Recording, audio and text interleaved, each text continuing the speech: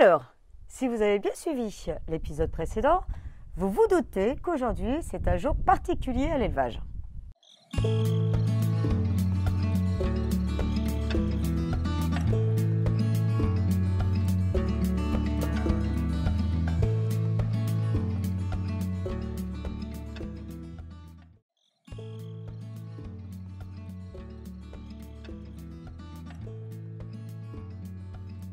Et oui, c'était jour de tonte aujourd'hui, événement important pour un élevage qui se prépare avec beaucoup d'attention. La tonte se déroule une fois par an, avant les fortes chaleurs, et elle est obligatoire, car les alpagas ne muent pas. Ne pas tondre vos alpagas peut être considéré comme de la maltraitance, car ils peuvent être victimes d'un stress de chaleur, et avec les conséquences qu'il peut y avoir derrière. Alors la tonte est réalisée par un tondeur professionnel spécialisé dans la tonte des alpagas, car effectivement elle est très différente de celle du mouton, et c'est pour ça que le tondeur, qui est très demandé, doit être réservé des mois à l'avance pour faire partie de sa tournée.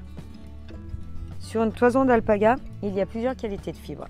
C'est pourquoi, au moment de la tonte, je réalise un pré-tri. Dans un premier sac, je vais y placer la catégorie 1, essentiellement prélevée sur le dos et les flancs de l'animal. Cette partie va nous permettre de réaliser le fil à tricoter car la fibre est longue et fine.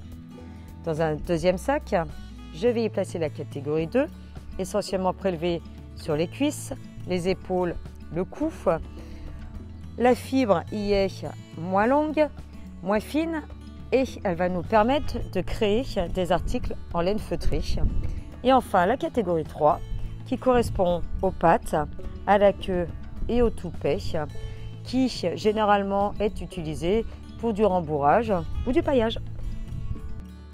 La tonte dure entre 15 et 20 minutes par animal, durant laquelle, outre la toison qui est prélevée, c'est le moment où on coupe aussi les ongles et que l'on vérifie la longueur des dents. Effectivement, un animal qui a les dents trop longues peut être gêné dans son alimentation.